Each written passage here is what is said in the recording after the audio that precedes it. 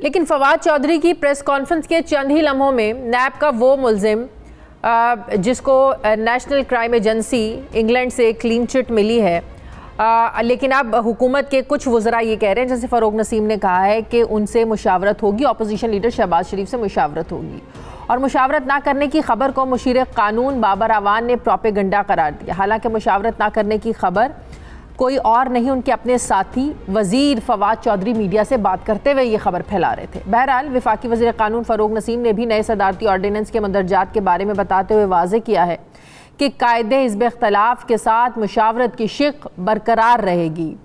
ज़ाब्ता इखलाक की खिलाफ वर्जी पर चेयरमैन नैब को सुप्रीम जुडिशल काउंसिल के ज़रिए ही हटाया जा सकेगा। नंबर 3, चीफ एग्जीक्यूटिव और अपोजिशन लीडर के दरमियान डेडलॉक की सूरत में वही चेयरमैन नैब ओहदे पर कायम रहेंगे। नंबर 4, मुकर्ररा मुद्दत में अगर फैसला नहीं होता तो इलेक्शन कमीशन की तर्ज पर मामला पार्लिमानी कमेटी में भेज दिया जाएगा।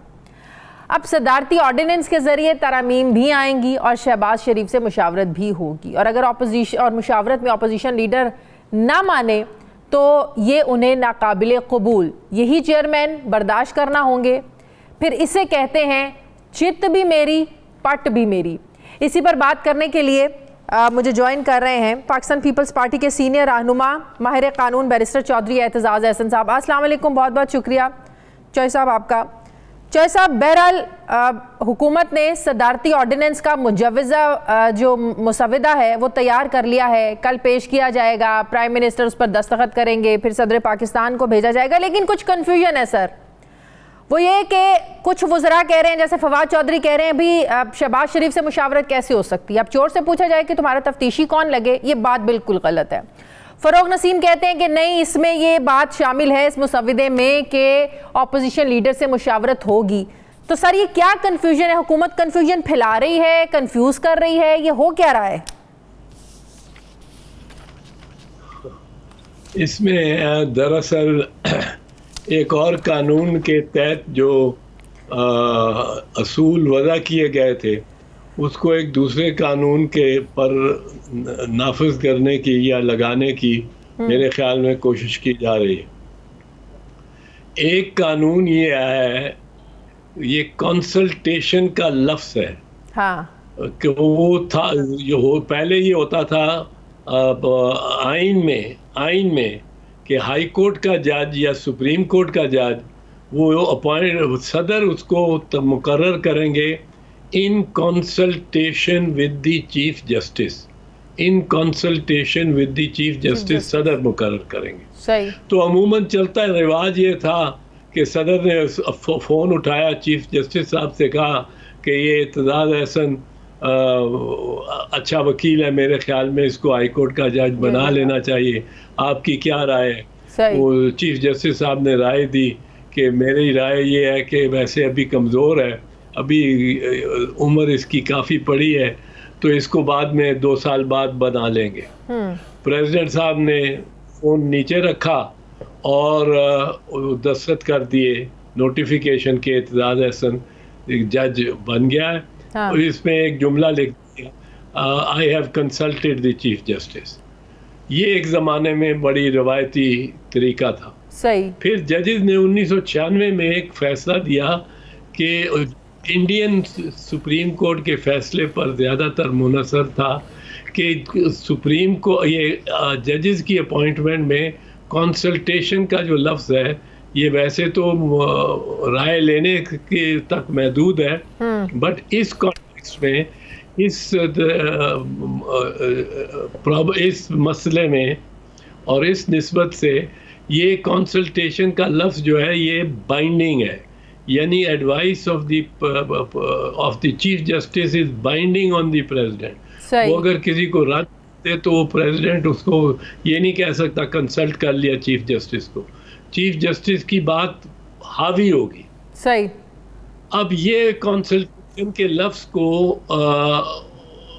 कॉन्स्टिट्यूशन में वहाँ इस्तेमाल किया गया जहाँ चीफ जस्टिस के मशवरा लेना था। सही। अब नैब के ऑर्डिनेंस में आया है कि the president shall appoint the chairman of NAB after consulting the prime minister and the leader of the opposition. अब प्रेसिडेंट ने दो को अपॉइंट कर, दो को कंसल्ट करना है। जाहिर है दोनों में से किसी की बाइंडिंग नहीं हो सकती, एडवाइस फाइनल नहीं हो सकती। बाइंडिंग का जो है वो अब वो यहाँ इस कंसल्टेशन पे लगता नहीं है। और गवर्नमेंट एक और चीज नहीं डाली है ना कि आप जो नई ये तरीकाकार ला रहे हैं वो ये है कि ऑपोजिशन लीडर और लीडर ऑफ द हाउस यानी कि प्राइम मिनिस्टर ऑपोजिशन लीडर नैब के मुल्जिम नहीं होंगे। अगर इन्होंने आपस में मुशावरत करनी है तो ना ऑपोजिशन लीडर पर कोई केस होना चाहिए, ना ही लीडर ऑफ द हाउस पे केस होना चाहिए।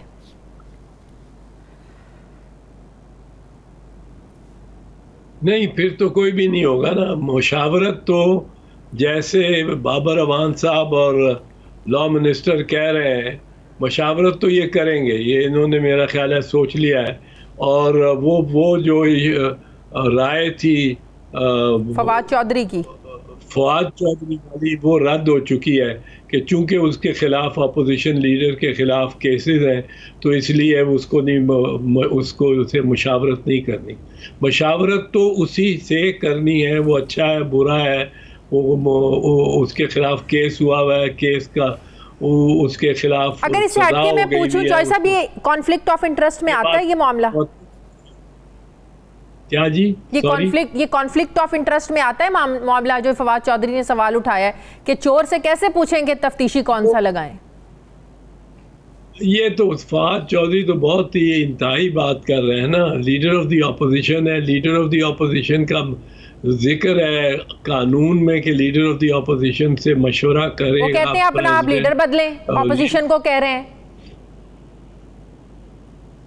नहीं, वो लीडर किस तरह कह सकते हैं वो? ये गलत है। ये नहीं, जो राय अब दी है बाबर अवान साहब ने और लॉ मिनिस्टर ने, वो ज़्यादा बेहतर राय है गवर्नमेंट को इस कानून पे रहने के लिए। हालांकि उससे भी बंदा मोतरज हो सकता है और कंसल्टेशन का मीनिंगफुल होने के तहत ज़्यादा बहुत सारे नाम बैठ के और कम अज़ कम फाइलों पे लिख के एक दूसरे को भेजने चाहिए, उनको जस्टिफाई करना चाहिए। प्राइम मिनिस्टर को कम अज़ कम कॉरेस्पॉन्ड करना चाहिए with the leader of the opposition. और my dear leader of the opposition लिख के, कोई ये नहीं कि मां तस्लीम ही ना करे prime minister leader of the opposition को। यहाँ अगर बनाना है किसी को प्रेसिडेंट ने, तो दोनों को कंसल्ट करके बनाना है। राय इस वक्त आपको नहीं लगता बड़ा सोच समझ के बनाया है? ऑपोजिशन को घेरने की कोशिश की गई है। आप देखें, अगर मुशावरत, अब ऑपोजिशन तो नहीं चाह रही है कि मौजूदा चेयरमैन नैब को जो है ना तौसी मिले, लेकिन जो ऑर्डिनेंस में जो मुसविदा लेकर आ रहे हैं उसमें ये है कि अगर मुशावरत नहीं होती, कामयाब नहीं होती, मामला जाएगा पार्लिमानी कमेटी में, तो ये मामला तो सारा लिंगर ऑन हो जाएगा। आपको लगता है कि इनमें मुशावरत हो जाएगी, फिर पार्लिमानी कमेटी में चला जाएगा मामला, वहाँ पे भी हल हो जाएगा? वहाँ पे भी नहीं होता तो तब तक जो है ना वो चेयरमैन नैब मौजूदा काम करते रहेंगे जब तक नए का फैसला नहीं होता। ये तो बड़ा सोच समझ के घेरा गया ऑपोजिशन को। मौजूदा चेयरमैन नैब जो है, अगर इस ऑर्डिनेंस को अमेंड नहीं किया जाता तो मौजूदा चेयरमैन नैब की कलम में जो नैब की स्याही है वो 10 अक्टूबर यानी 3-4 दिन बाद वो बिल्कुल जम जाएगी, वो ख़त्म हो जाएगी। कोई उसके पास इख्तियार नहीं होगा नैब का, और नैब का इख्तियार करने की कोशिश करेगा तो वो उस पर वो एक बहुत बड़ा उस पर मुकदमा बन सकता है।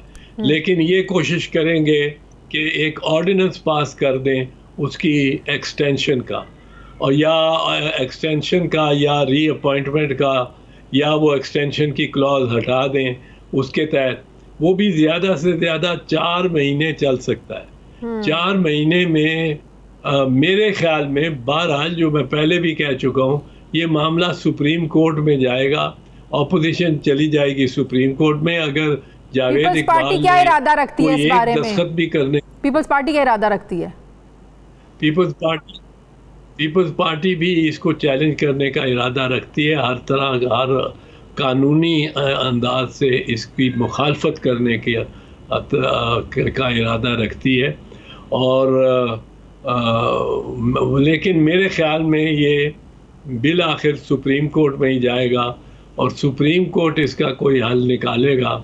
जैसे सुप्रीम कोर्ट ने पहले कई दफ़ा कॉन्स्टिट्यूशनल रिकंस्ट्रक्शन किस्म की हुई है, जिसके कोई नताइज मैं नहीं समझता मरतबा अच्छे आए हैं। नहीं तो बहरहाल अगर सुप्रीम कोर्ट में ये मामला जाता है तो ज़ाहिर है तब तक तो फिर वही मौजूदा चेयरमैन तो काम करते रहेंगे जब तक मामला चलता रहेगा वहाँ पे कोर्ट में भी। वो ऑर्डिनेंस के तहत अमेंडिंग ऑर्डिनेंस के तहत शायद करते रहें। हाँ। और मेरे ख्याल में अगर अमेंडिंग ऑर्डिनेंस के तहत भी जावेद इकबाल ने काम जारी रखा है चेयरमैन, तो उनको कोई उनके बारे में कोई ऑब्जर्वेशंस एडवर्स ऑब्जर्वेशंस आएंगी सुप्रीम कोर्ट से। वैसे सुप्रीम कोर्ट ऑपोजिशन को एतराज़ क्यों है इनकी एक्सटेंशन को लेकर? क्यों ऑपोजिशन ये चाहती है कि इनको एक्सटेंशन नहीं मिलनी चाहिए? इजाजत ही नहीं देता, कानून ही नहीं इजाजत देता, तो किस तरह? तो वो इसीलिए कानून तो कहता इसको है अमेंड करना चाहते हैं। टर्म, कानून कहता है नॉन एक्सटेंडेबल टर्म, एक्सटेंड ही नहीं हो सकती। इसका मतलब है एक दिन के लिए भी वो इसके बाद चेयरमैन नैब के फराइज अंजाम नहीं दे सकते, एक दिन के लिए भी। तो आपका कहने का मतलब ये है कि ऑर्डिनेंस आ भी जाता है, ज़ाहिर है ऑर्डिनेंस की भी मुद्दत एक ख़ास टाइम होता है, मुद्दत होती है, 2 बार आप उसको जो है ना वो एक्सटेंड कर सकते हैं और उस ऑर्डिनेंस को। बहरहाल आप ये कह रहे हैं कि नया चेयरमैन नैब लाना ही पड़ेगा। कब तक आप ये एक्सटेंशन ऐसे देंगे ऑर्डिनेंस के ज़रिए, यही बात है? मैं आपको ये अर्ज कर रहा हूँ कि अगर ये ऑर्डिनेंस भी ले आते हैं, हाँ। मेरी ख्याल में अपोजिशन बहुत जल्द सुप्रीम कोर्ट चली जाएगी। सही। और ताकि ये कोई एक दस्तखत भी अपनी मियाद के बाद ना कर सके और ये इख्तियार इस्तेमाल करने की कोशिश ही ना कर सके और वहाँ से कोई हुक्म इम्तनाई मिल जाए, पर बिल आखिर ये फैसला इसका आपको लग रहा है इसका वही हाल होना है जो ऑर्डिनेंस, जो ओपन बैलेटिंग को लेकर जिस ऑर्डिनेंस का हुआ था, वही हाल होगा इसका भी? नहीं, वो ये इसका हाल ये होना है कि बुनियादी तौर पे बहुत सारे और भी ऐसे मसाइल हैं जिस पे सुप्रीम कोर्ट ने मैंने जैसे कहा कॉन्स्टिट्यूशन को क्राफ्ट ही किया है। ये दोनों हुकूमत और अपोजिशन मिल के और सुप्रीम कोर्ट को ये एक मौका दे रहे हैं कि वो इसको कॉन्स्टिट्यूशनल एक खला को उसमें स्ट्रक्चर को क्राफ्ट करें